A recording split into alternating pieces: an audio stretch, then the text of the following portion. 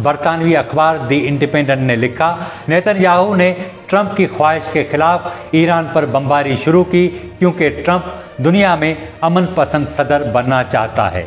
मार्च में गैलोप सर्वे में आया कि अमेरिका में इसराइल की हिमायत 25 साल की कम तरीन सतह पर है। अमेरिकी इंटेलिजेंस ने 3 हफ्ते कबल ट्रंप को बताया था कि तेल अवीव ईरान पर हमले की तैयारी कर रहा है।